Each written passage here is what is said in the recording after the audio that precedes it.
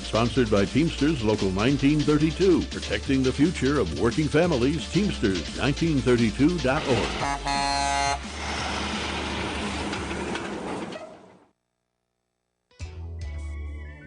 All right, good evening. Welcome to the Farron Dozier Show on KCAA Radio, 106.5 FM, 1050 AM. Also streaming from the KCAA.com website. This Sunday night, we got to bless the show. When I was in my mother's womb, I had a calling on my life to do something in the glory of God and marry it like a wife. Commit myself to His word and never be led astray. And when it's all over, when He comes, I'll be glad to see that day in the morning time. All right, good evening. Welcome to the Farron Dozier Show on KCAA Radio, 106.5 FM and 1050 AM. Also streaming from the KCAAradio.com website, but also we got an app. So make sure you go to Apple or Google Play or wherever you get your apps from and download the KCAAradio.com website app. Get it all. And you can listen to us from wherever you are, right from your smartphone or your device. So we appreciate you for tuning in tonight. I am Han Solo. So we will be having one of the Farron Dozier shows, variety shows tonight. But if you are an athlete and you're tuning, listening in, you can still catch this conversation because it is important to you, not just because you're an athlete, but because you're a person, you're a human being. A lot of times we're dealing with things in life, even through our athletics or being in the military or whatever we're up to in life, that life happens. And so we're going to have a conversation tonight about that emotional state of mind, which is what I like to talk about, that emotional intelligence, mental toughness, those kind of conversations. So before we get started, I want to play the public service announcement from Call Me Go, and then we'll get started with our guests up here on the Farron Dozier Show on KCA Radio, 106.5 FM, 1050 AM. Shout us out, what's the count? Some of us still carry the burden of battle. It threatens to drown us in our everyday lives. In battle, we had our weapons and combat gear to keep us safe, to keep us confident. But when we returned home, we were not armed with weapons and gear to cope with our own minds. I was lucky to find my combat gear, my mental weapon, and it's called Calmago.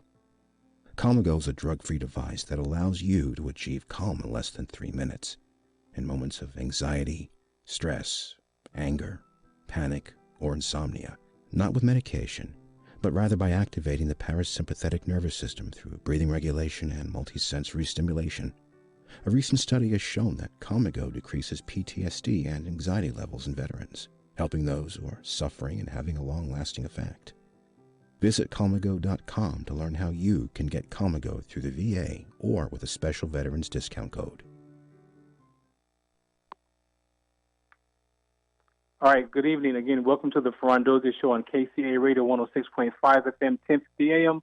Also streaming from the KCAA Radio.com website. So if you got to get out of your car, make sure you grab your smartphone, your device, type in KCAA Radio.com and download, or actually click listen live or watch live. But also you can go get the app at wherever you download your apps at the KCAA Radio.com app, and you can also listen to us from your device right there.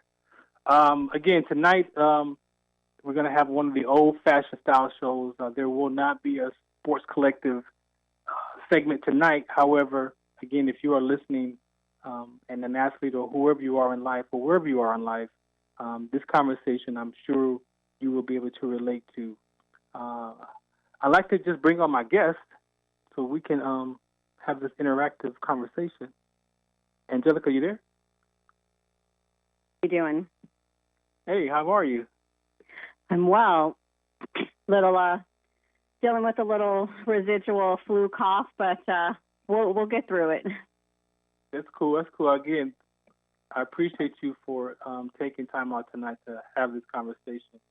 I know we have been, kind of going back and forth with these dialogues, and so tonight kind of permitted an opportunity for us to at least open up the discussion on the air on the Farron Dozier Show. So thank you. You're welcome. Could I just ask? There's a little bit of a volume. You started off fine. I could hear you, but I can barely hear you now. Okay. Do I sound better right now? One more time? As long as you can hear me, that's all that matters. Okay, we're good. Okay. So introduce yourself, and then we'll kind of, break this conversation up in a few pieces. Okay. Well, my name is Angelica Perez. I reside wherever I make my home.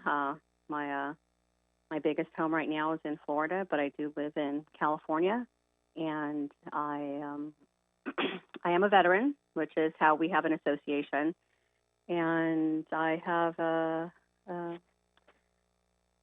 multiplicity of life experience and background. I have had military experience, nonprofit experience. I've been everything from a humble servant of a waitress to working with mentally challenged kids. I have a lot of connection to this topic, and it's very impromptu. As I was surprised to get a message to do the show that I'm actually ready and willing to hear what it is you have to ask and share, and I'm willing to put in as much information as I can. Yeah, no, thank you. And again, this conversation is real important to me, again, because we're talking about not just athletics and mental toughness or mental health, but also more just about what it is to be human and to be in relationships. And, I like how, we kind of went back and forth with kind of notes and stuff, and you listed one of the first ones as acquaintances. And it's funny how in our minds, we break down relationships to different levels in our life, right? And we have acquaintances, we have friends, we have, of course, intimate relationships. We have relationships with parents and cousins and brothers and sisters and just, friends. And one of the things I want to start off with is, at the end of the day, a lot of these conversations that we're having, whether they show up for you as some kind of an emotional state of being defensive or trying to protect yourself, or wherever that space is coming from, I'm asking you to look at that space could be coming from love, because we do love one another, I believe, naturally, but sometimes we have experiences in our life that can cause us to be a little guarded in life. And we break up these conversations into categories, and then we treat people, or at least we think we treat people, as such, right? And it could be listed as boundaries. Like, we have all these different descriptions of how we manage, engage our relationships with people. But also, we do that with ourselves. And so before we try to put this off on other people in our life, Angelica and I agree that we would not generalize this conversation, that we would actually talk not about it, but talk from it, from using our own views and our personal experiences, and wherever we could share, authentically, that it may be able to allow you as a listener to look in your life and maybe self-examine where you are guarded in your own heart. So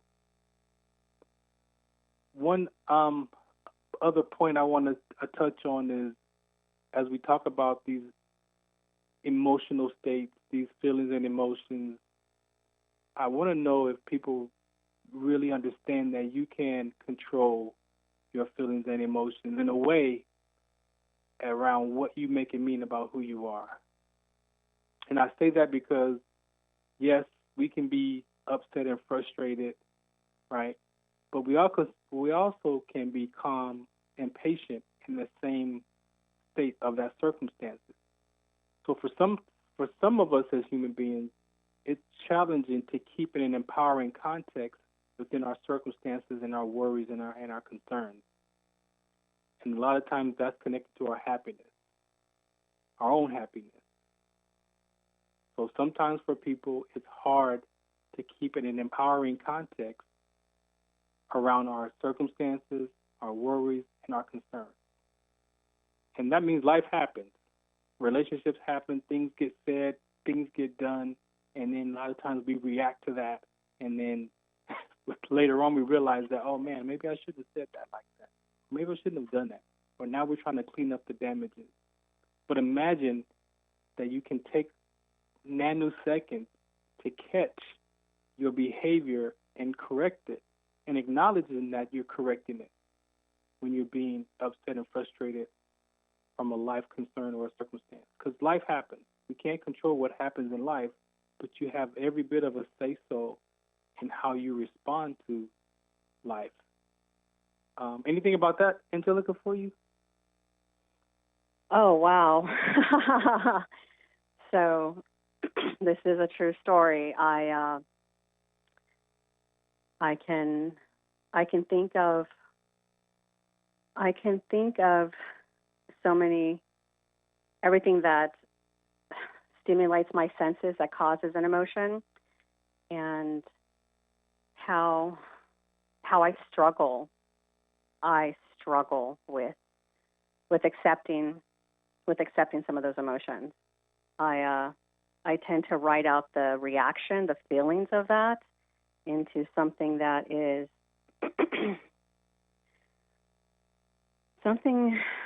something that I carry close to me that no one else knows. And when I say that, I carry hurt from childhood. I carry hurt from a young woman who lost her baby, and these are just remnants of trauma that remain with me still. I built a life around them, and I bring those up because they really have impacted my relationship, and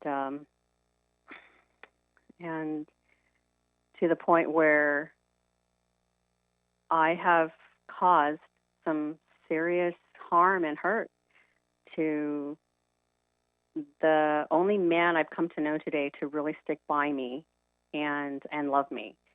And I shake when I say that, because by him telling me his truth about who I am has been the hardest I've ever had to take and deal with. I'm 50 years old, and when I'm being told I don't know how to love or I don't love,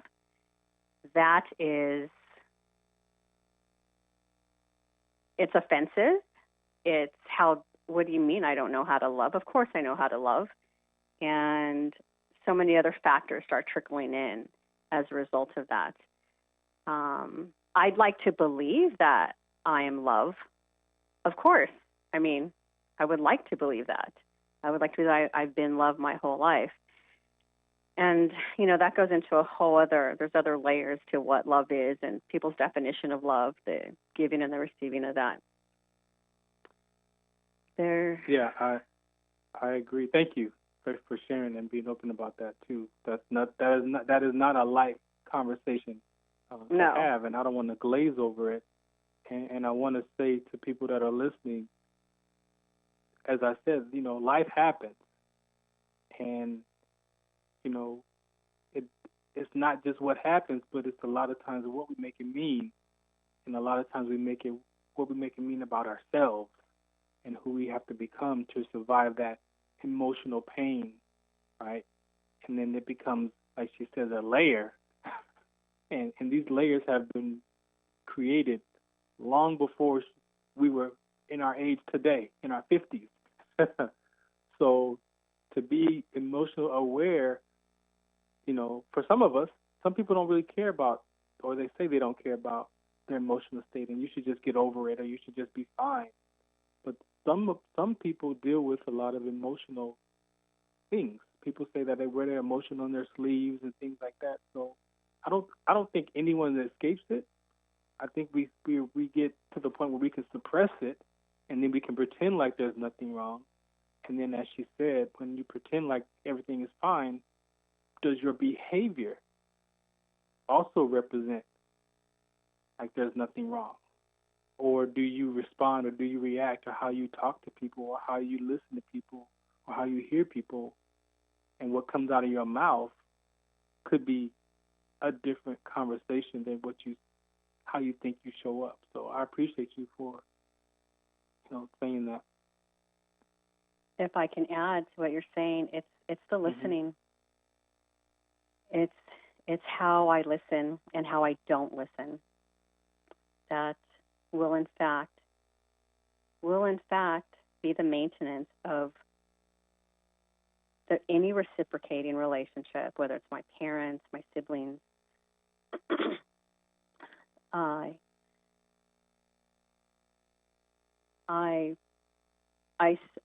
I'm seeing how I cause their emotional responses, and that should be an indicator to me who I'm being. If I'm really listening and paying attention and not talking, and seeing how they're responding to me, that should let me know how they're listening, and do I need to rephrase or readdress what it is I'm trying to say to them. I appreciate that. Before we take this next public service announcement, when you think about, that emotional state, like how do you sum that up for yourself? Because I see emotions as momentary. They're the stimulus. Therefore, the impact of it is my justification, my reasoning, I hate to say it, sometimes it's God or the devil, if I allow it to be. Yeah, and for me, it's I would definitely say I was an emotional guy growing up. A lot of things of how I listened, you could say a whole sentence to me, but if there was one word that I felt that it was about me, I only heard that one word, and then I made it mean something about Farron, and then it was all to the left. And so being able to understand that today and articulate that today, and to understand that, we have feelings and emotions and we don't have to become them, that has been like one of the biggest discoveries for myself that I've been at peace with, because now I get to pay attention to my behavior, right? And then also with some other work, understand where it's coming from.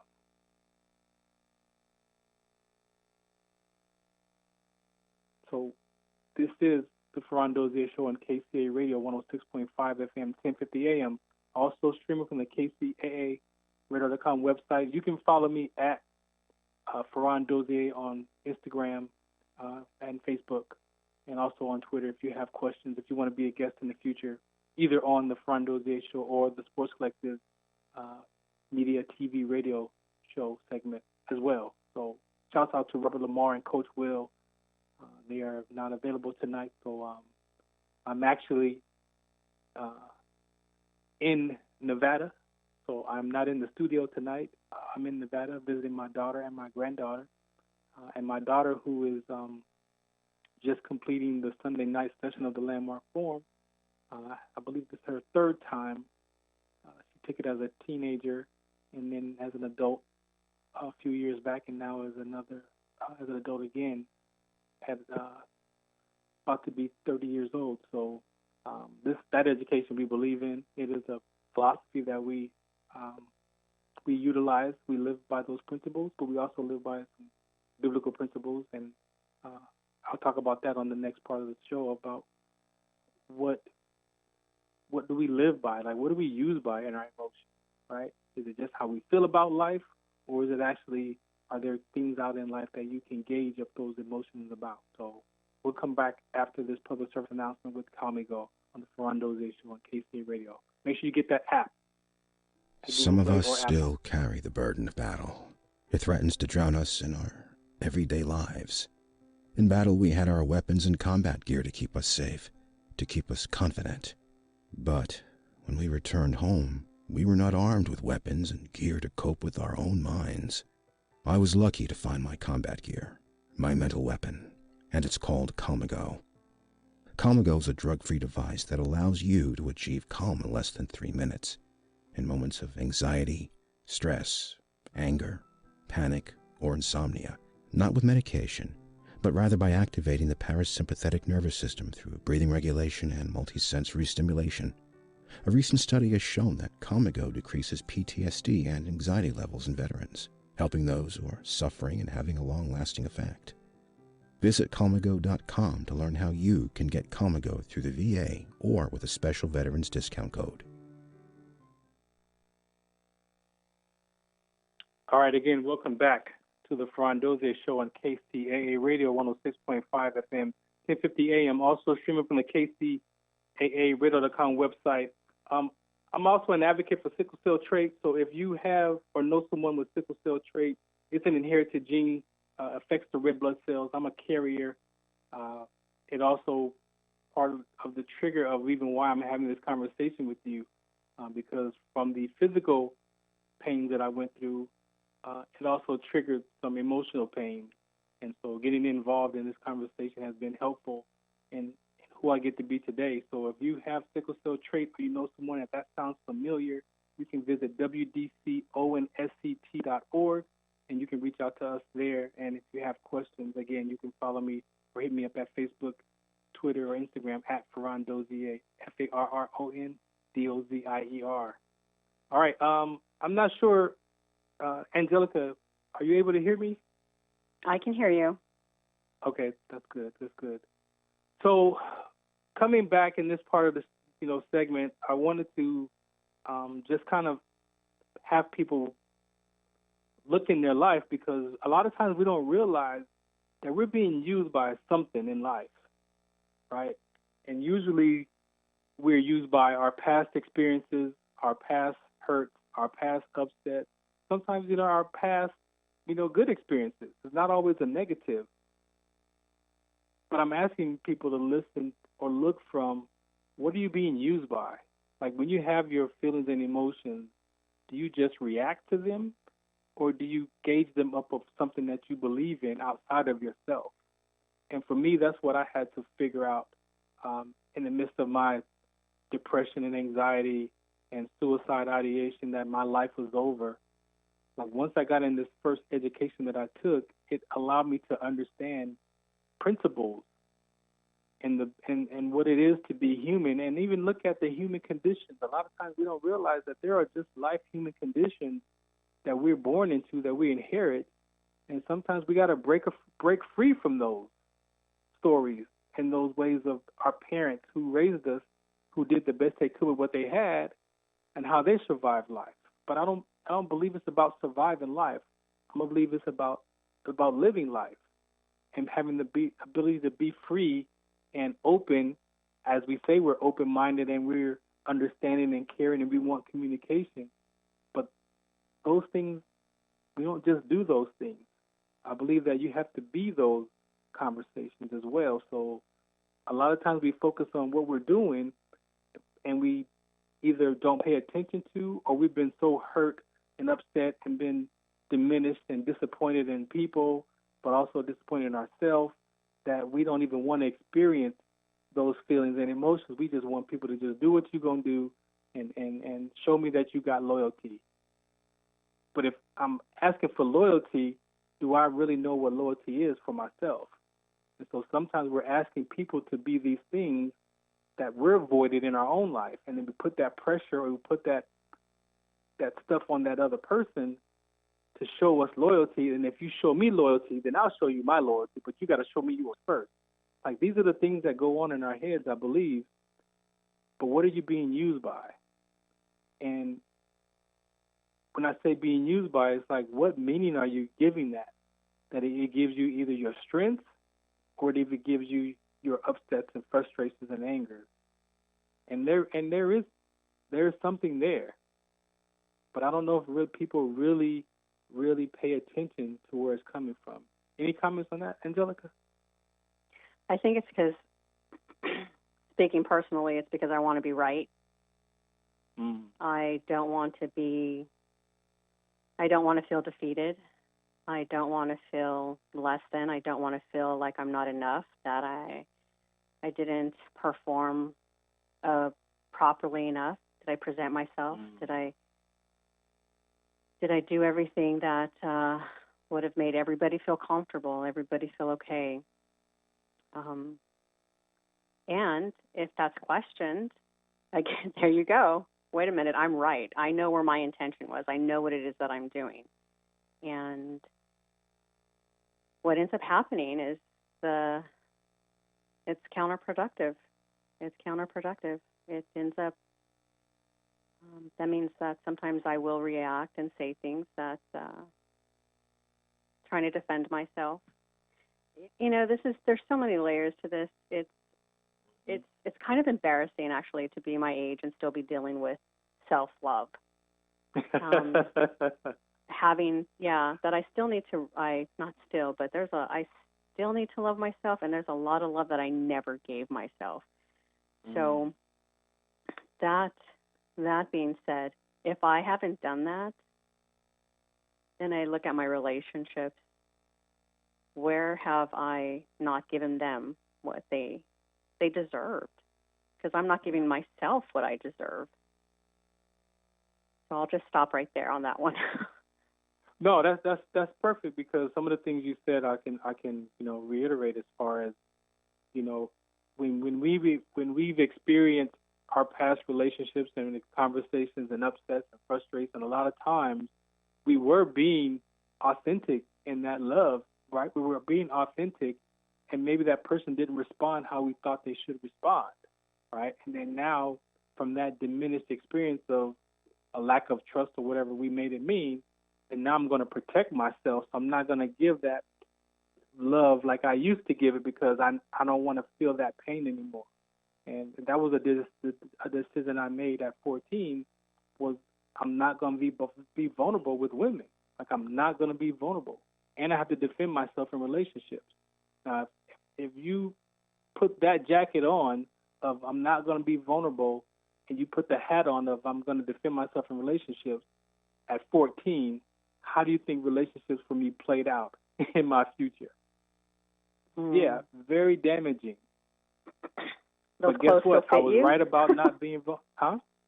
I'm making a joke. Like, at this age, those clothes still fit you? Yeah, exactly. And the upset is that I made it mean that about myself, and I lived from that decision that I'm not going to be vulnerable. And so you can imagine how relationships played out. I damaged a lot of relationships because I'm not going to be vulnerable. And even if I felt the confidence enough to be vulnerable, that diminished experience would remind me that, you remember you remember what happened last time, so, and then you stop being vulnerable, and then they wonder why your behavior changed. You was cool at first, but now you distant.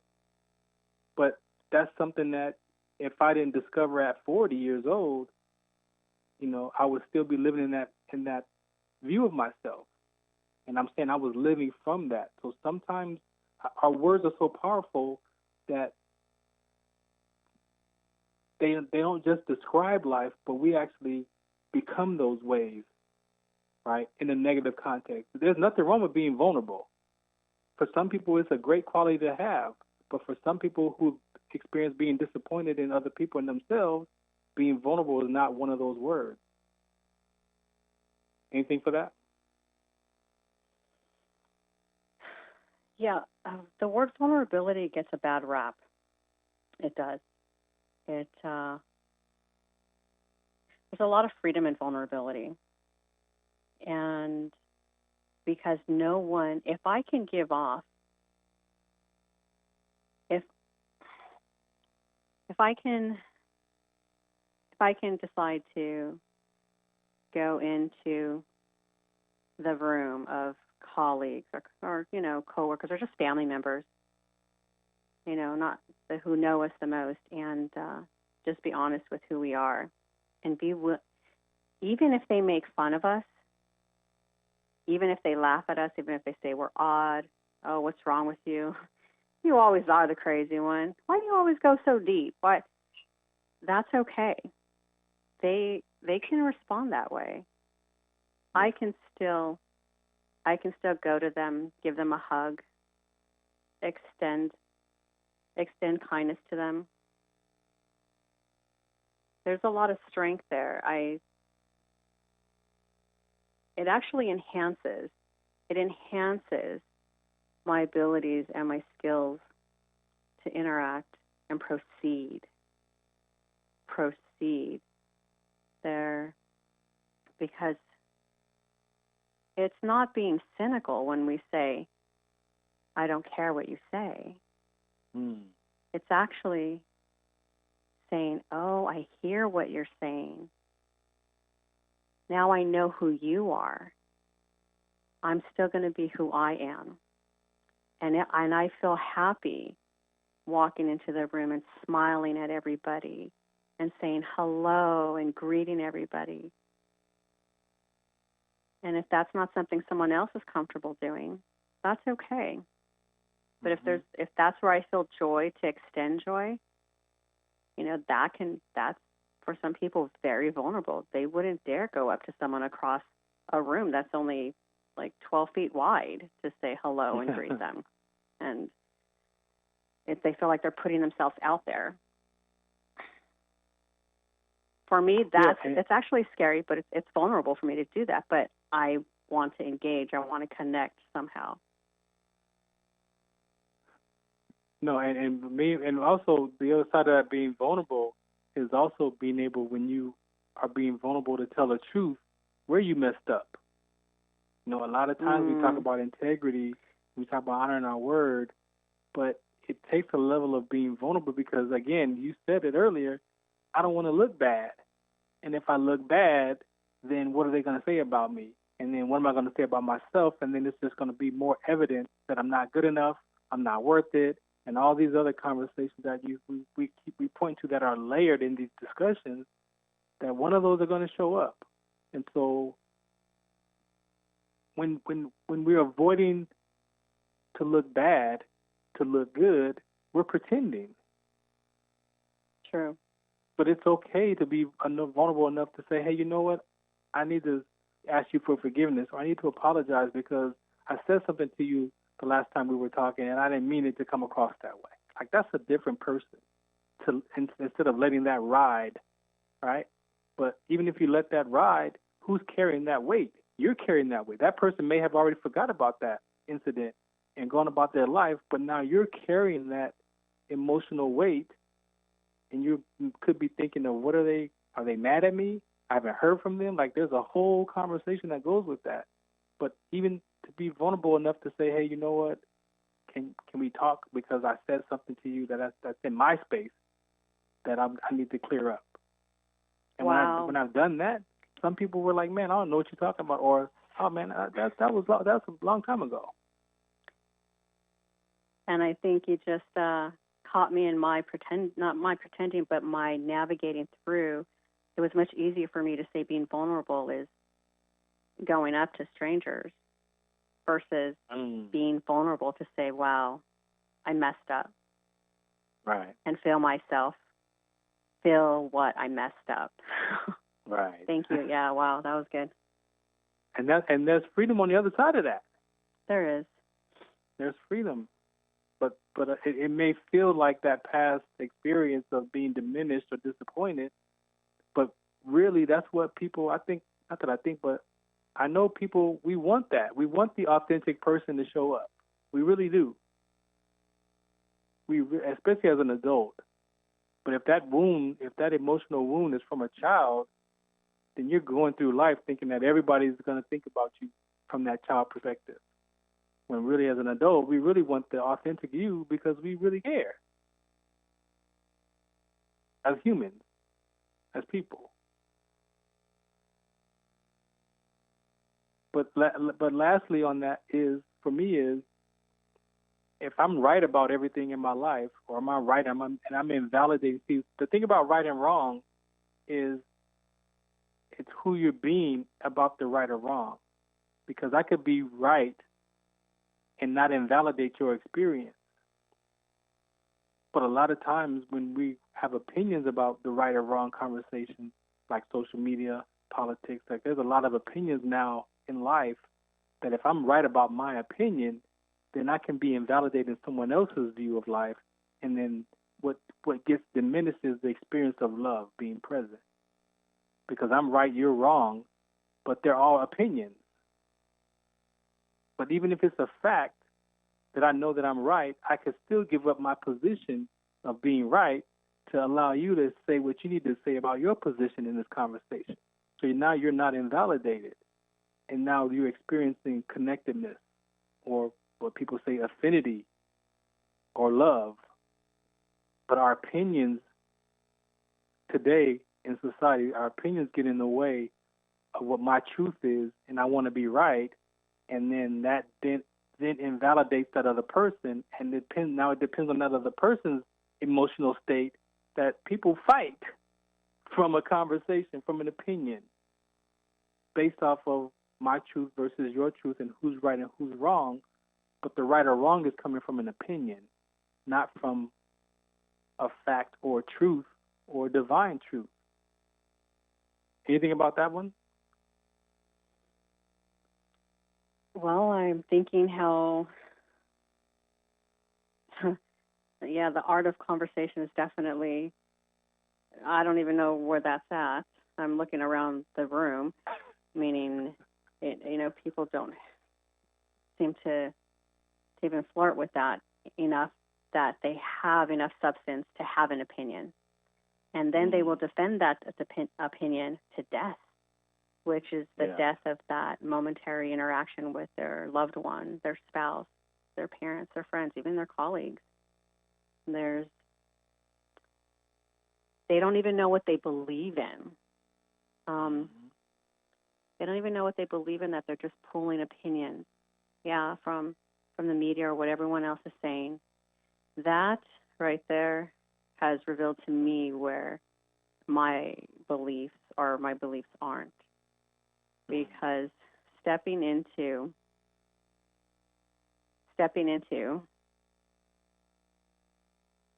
what I believe become my values. They become my principles. They become my backbone. They become what I reside on and a foundation. And if I don't have those intact and I'm not even aware of them, I'm going to believe what anybody says and just go along with the crowd.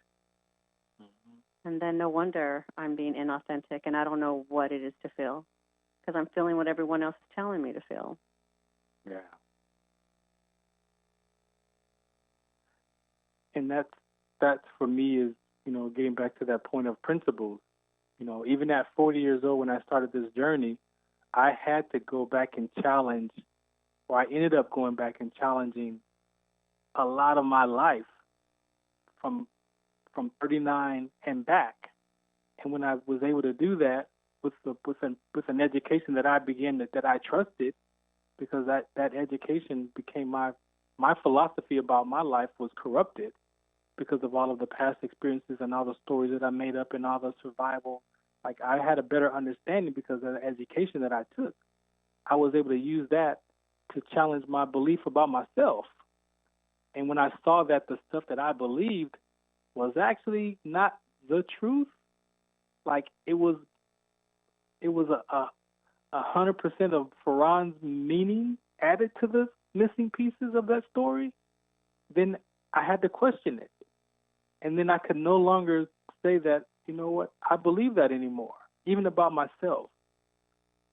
So what I'm saying is, even with, how you have a philosophy about who you are as a person, what are you listening to? What are you using to gauge your emotions and your upsets and frustrations up against outside of how you feel about it? And sometimes for people, those principles can help, whether it's education, whether it's mental health, whether it's the kingdom principles in your religious beliefs. I believe each one of those gives us a layer of principles to be used by, to live from. And I personally had to I broke my life out in 3 categories, which was my ideology, my philosophy, and my theology, because I challenged all 3 of those at 40 years old, and all of them were corrupted. My thought process was corrupted. My belief about who I was corrupted. And then the religious aspect of growing up in church was corrupted. And so I had to rebuild those for myself to find the peace that I have even today, 13 years later. Anything for you? That's a long-winded answer for me. It is. I definitely had a not so far in the recent years era of entering into Christian orthodoxy, which it brought me into a very healing place, very, very healing place. It was the first time I had cried in years. Everything that I had held within me, it came out like Niagara Falls. Greatest blessing, very, very, very divine. A lot of sacred prayer, and then there came a time where, and it was gradual. It didn't feel like home, and that began to really curdle inside of me, and I needed to step away. And I didn't step away from God. I still believe in God, but there is. I do believe we're all on a journey, and we need to listen to our spiritual life. But we really need to listen to our spiritual life and not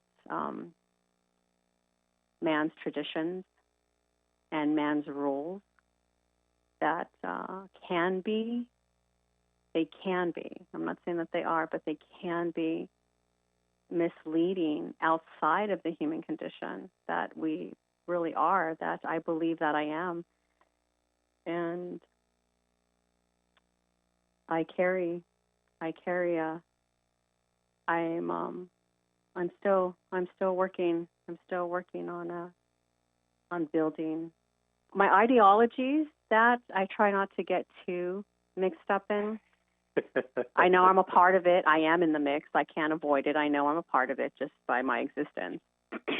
But I do try to watch how much I expose myself to or not expose myself to.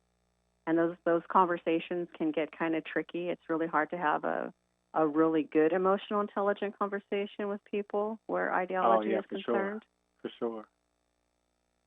And philosophies, I like learning about all of them. They're most fascinating. They're better than movies and entertainment.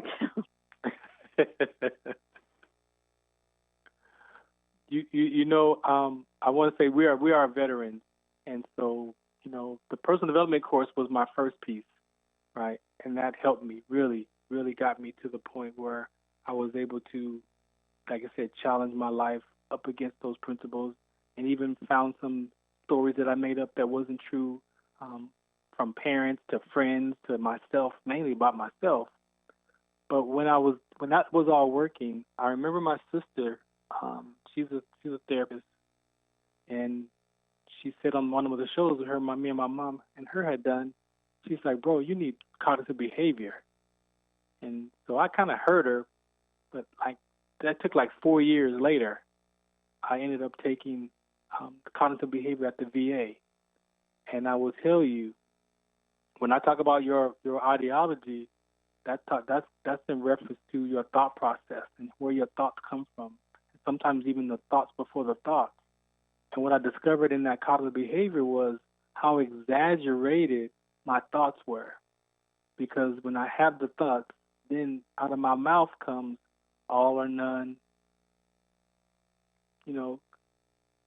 good or bad in an opinion, right or wrong, justifying that, So I had to challenge myself in that education of the cognitive behavior, because I had to listen to the words that I use and how exaggerated, just by saying I don't trust women, because I lived from I don't trust women from a teenager. And so you can imagine, if you live from I don't trust women and you get into a relationship, that's not going to work if that's something that I'm living from as a person. So when I got to the point of that conversation at 50 years old, it was like, oh, wait a minute. I do trust women. It may not be 100%, but what percentage can I honestly say to myself instead of saying I don't trust women is I trust women maybe 80%. So then now I can no longer tell myself I don't trust women as thought process. Anything for you on that one? Okay. You can hear my need to, do I want to be vulnerable right now? Okay.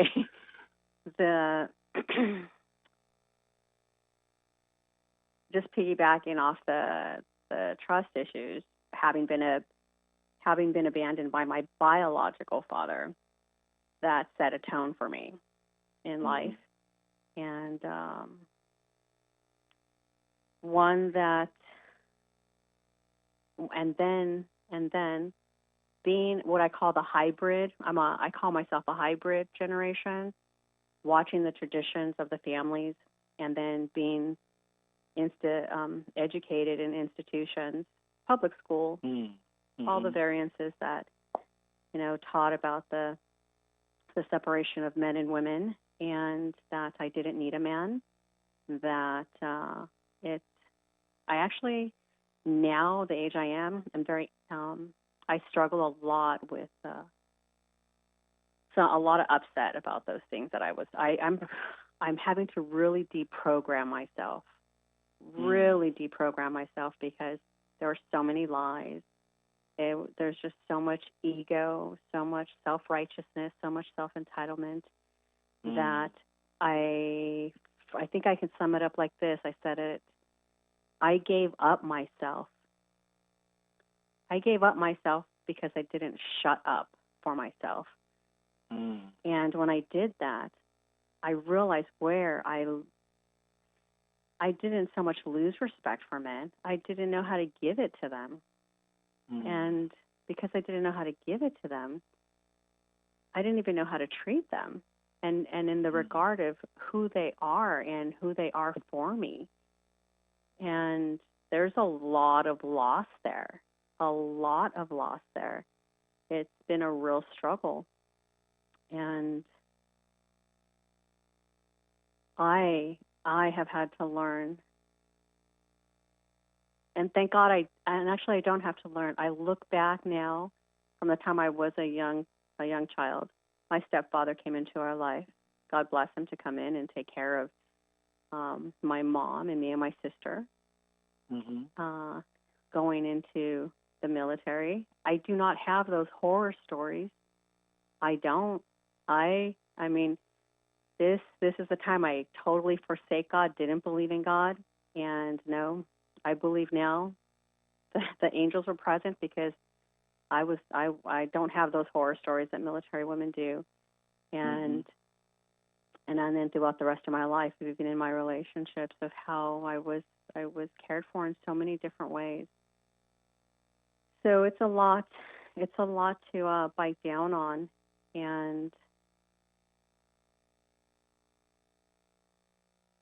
but I want to ask of you, men. Yes, it's I want to ask you this: when you say it's hard to bite down on, right? As you describe in your experiences of your life and your past experiences, I don't want to put words in your mouth, but today, looking back in that and now being able to address it, right, and pull it out of your mind and self-examine it for what it's worth today. Did that take a level of confidence, courage, because it takes, some people don't even want to look at the past. Some people don't even want to talk about their past.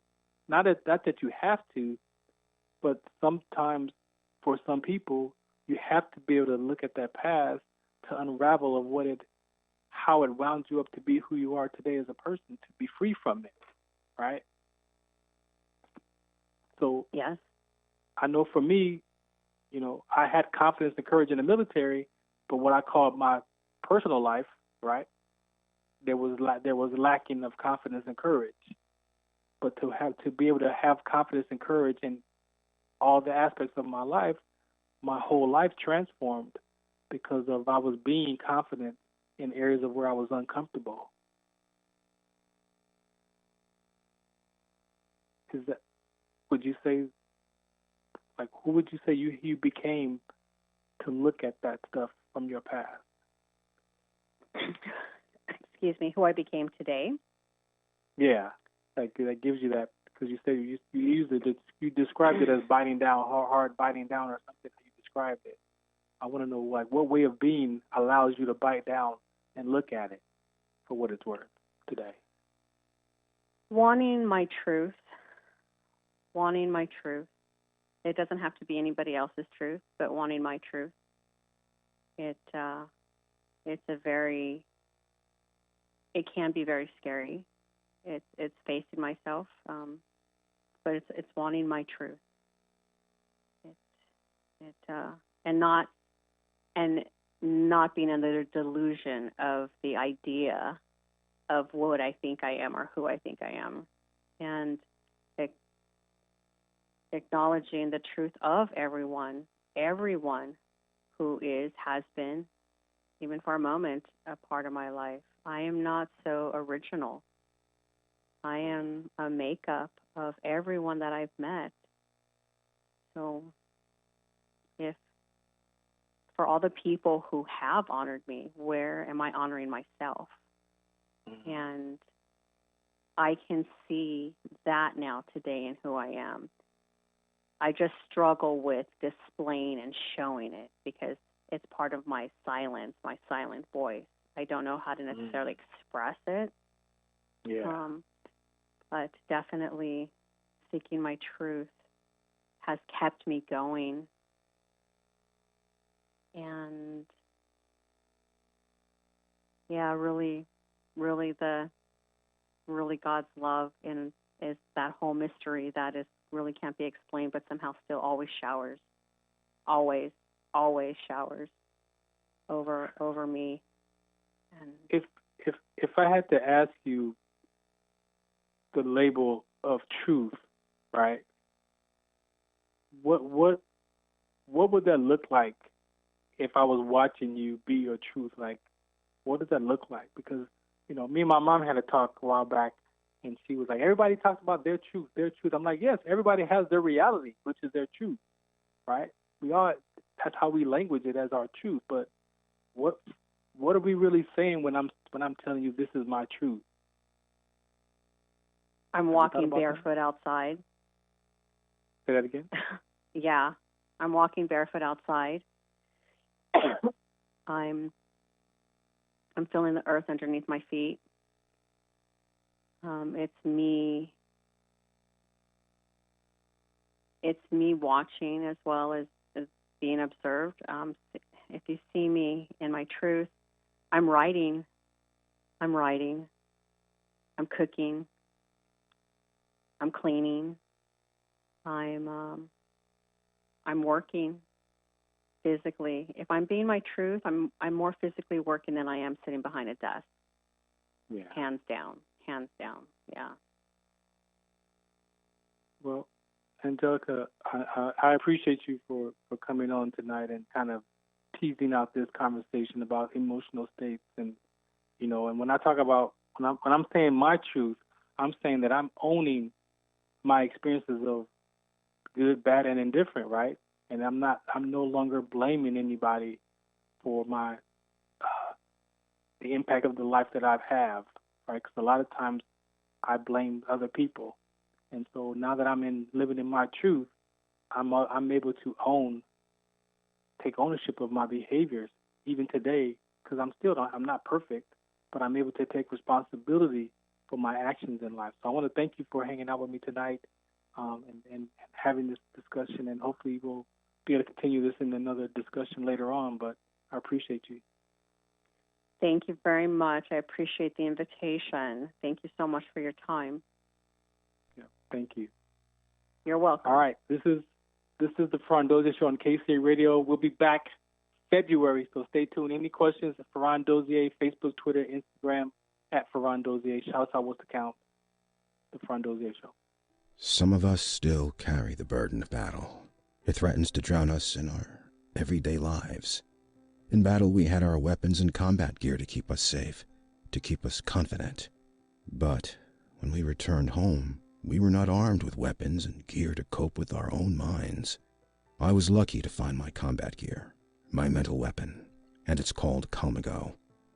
Calmago is a drug-free device that allows you to achieve calm in less than 3 minutes, in moments of anxiety, stress, anger, panic, or insomnia, not with medication, but rather by activating the parasympathetic nervous system through breathing regulation and multisensory stimulation. A recent study has shown that Calmago decreases PTSD and anxiety levels in veterans, helping those who are suffering and having a long-lasting effect. Visit Calmago.com to learn how you can get Calmago through the VA or with a special veterans discount code. Some of us still carry the burden of battle. It threatens to drown us in our everyday lives. In battle, we had our weapons and combat gear to keep us safe, to keep us confident. But when we returned home, we were not armed with weapons and gear to cope with our own minds. I was lucky to find my combat gear, my mental weapon, and it's called Calmago. Calmago is a drug-free device that allows you to achieve calm in less than 3 minutes, in moments of anxiety, stress, anger, panic, or insomnia, not with medication, but rather by activating the parasympathetic nervous system through breathing regulation and multisensory stimulation. A recent study has shown that Calmago decreases PTSD and anxiety levels in veterans, helping those who are suffering and having a long-lasting effect. Visit Calmago.com to learn how you can get Calmago through the VA or with a special veterans discount code. KCAA.